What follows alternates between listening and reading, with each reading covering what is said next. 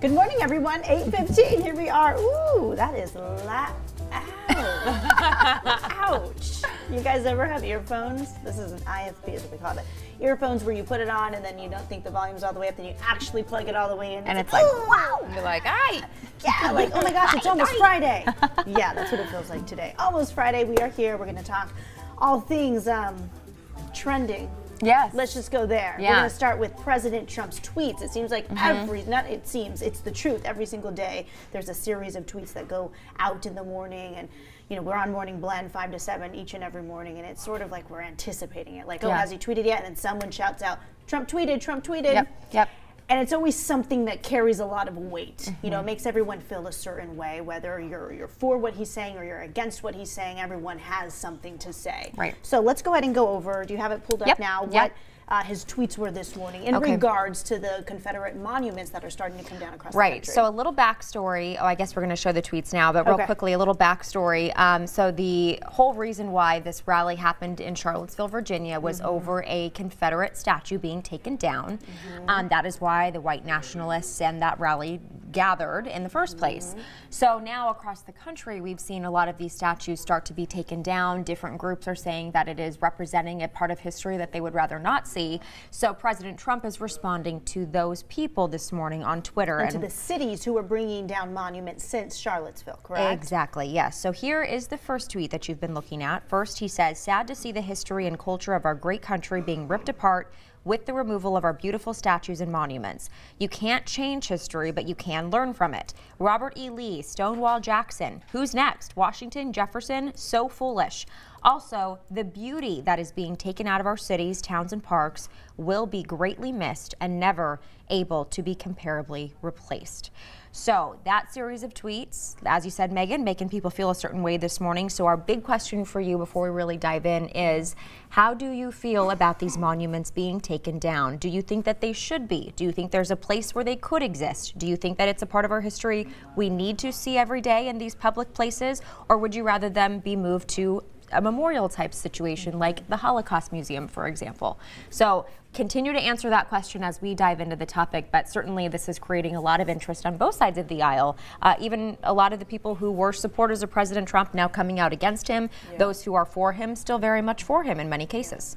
I had to go diving within my soul to really understand, where I stand and where I come from. And I know as a journalist, we like to stay neutral and that sort of thing. But we're here on a platform where we're going to talk about it and talk through this. And, our opinions and our feelings may evolve as we continue to learn. We're human beings too. And so when I first heard this story, I think, okay, growing up, I remember traveling a lot, especially on the East Coast. And I would go to D.C. and you'd see the Lincoln Monument. You see all of these things, right, in our history, and they exist. And you go and you look at them, and you learn the history, and you only know what is given to you in terms of history, right? What is provided to you, unless you're there as a student, a young student, really diving and digging and trying to understand both sides. But context, I think, is very important when it comes to learning our history and seeing these monuments up.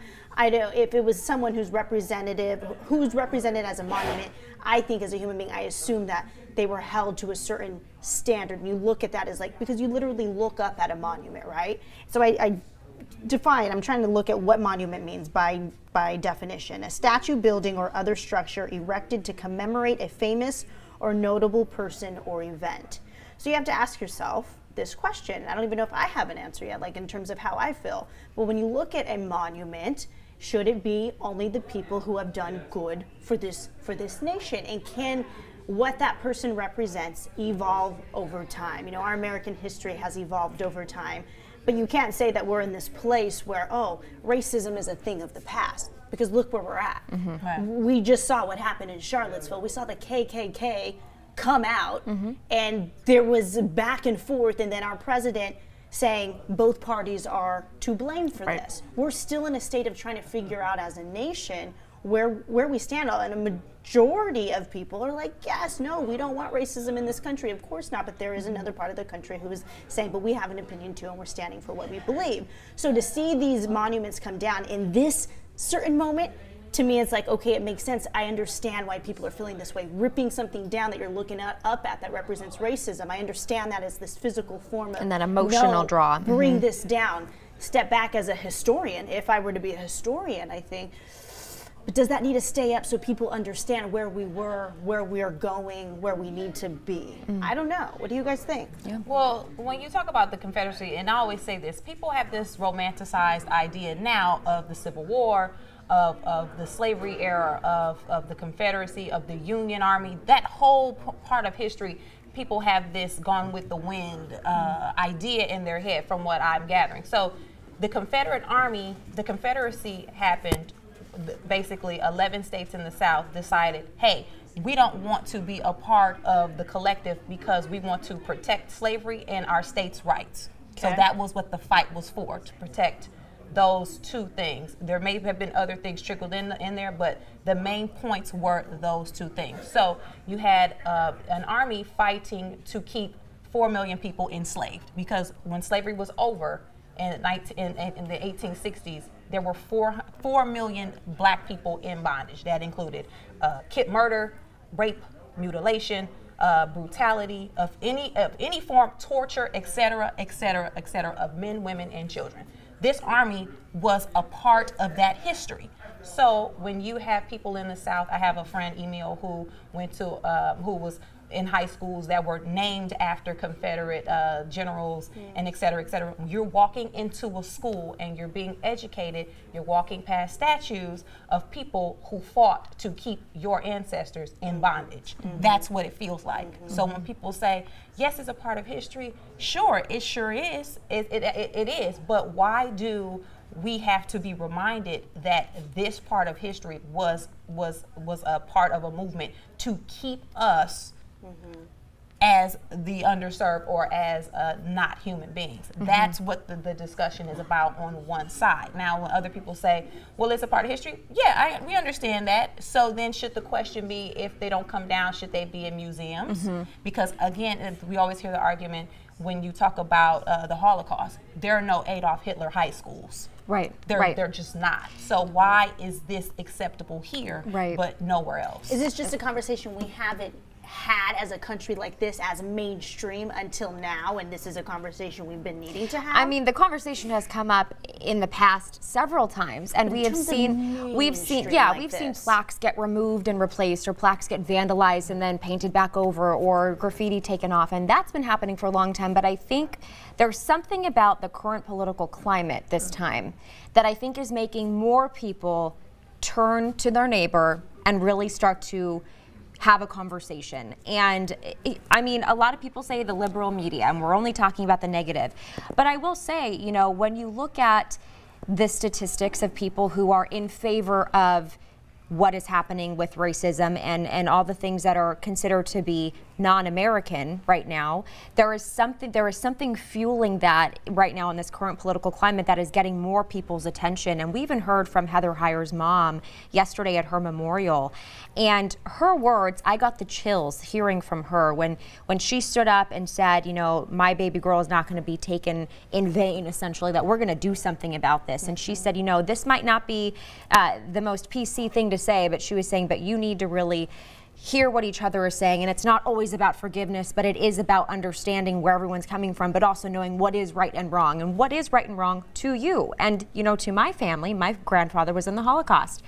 He had scars emotionally up until the day he died. He also donated to Holocaust museums up until the day he died. He felt like it was a part of history he didn't want to be erased, but it was in a museum format, and it was a place where people could go if they wanted to see those things. They were exposed when they wanted to be exposed. To intentionally learn. Exactly. So maybe these Confederate statues, yes, they have been in places in the public eye for so long, but can this narrative change? Can we put them in a place where if you want to go learn more, you can?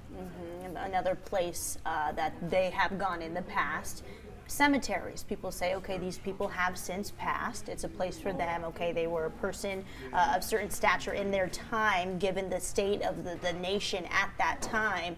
So let them live at a cemetery where other people go to die and live on, you know, in eternal form. So we know in Los Angeles, this was at a cemetery in Los Angeles, in Hollywood. They took the statue down. Then we know in San Diego, 71 years ago, they took a plaque down. They put it back up. It was taken down again. I think everyone is trying to do what is right for their town, for their city, given the climate in their particular region. But I could see, yeah, I mean, you have a great example, like you said, of your grandfather, you know, surviving the Holocaust and then donating then to a Holocaust museum. You would think memories of the Holocaust would just be so daunting, but when you want your grandchildren to understand what happened in a place where this is what happened and I survived, I am thriving, I made it, that was then, this is now.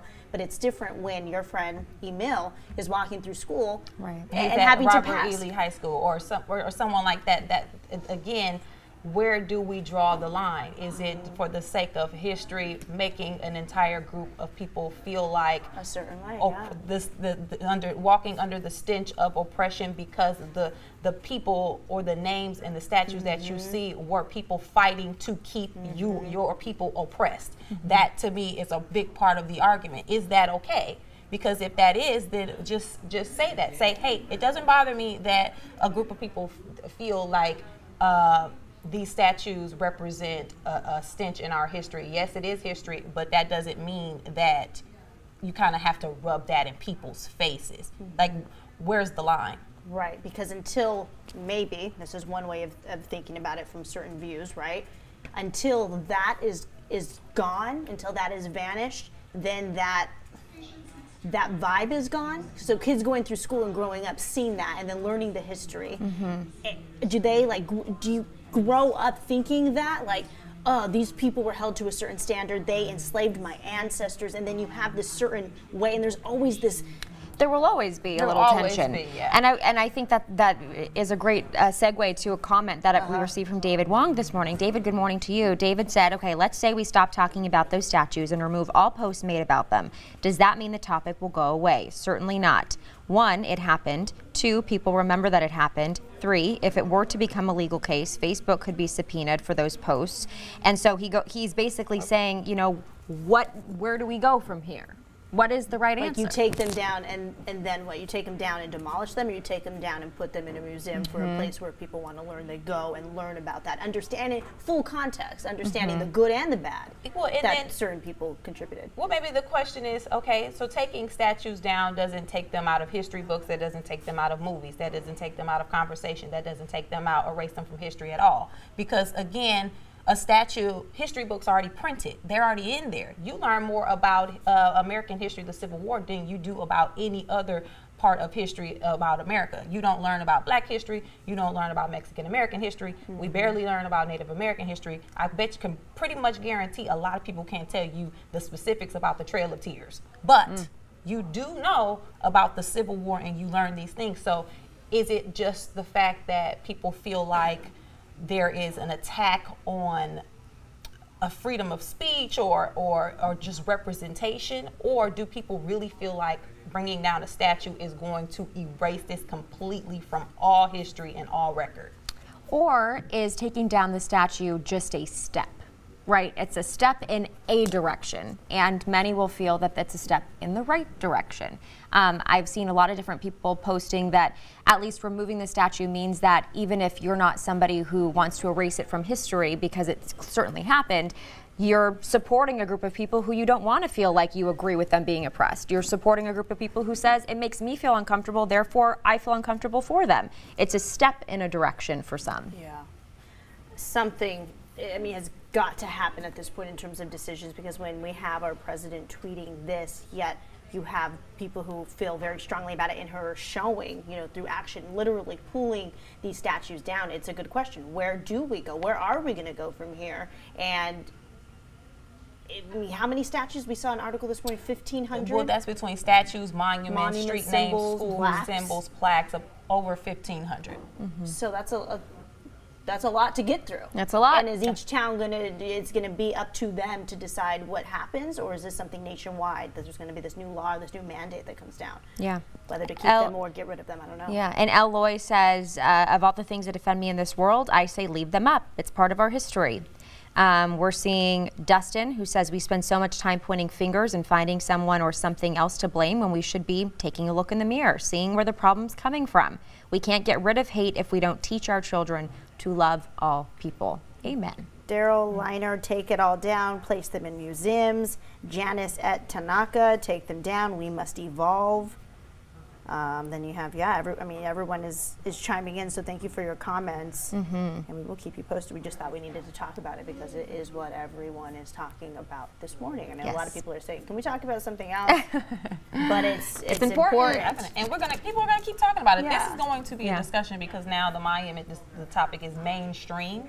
Yes. Because people have been fussing about this for years, but now it's a thing. And also the president has clearly taken a stand on this. Right. So you either support the president but agree or disagree with him, or you do not support the president and disagree. So even the people who, we talked to a series of President Trump supporters here last night on ABC 10, and they all were very much in line with the fact that they thought he handled the Charlottesville situation the right way.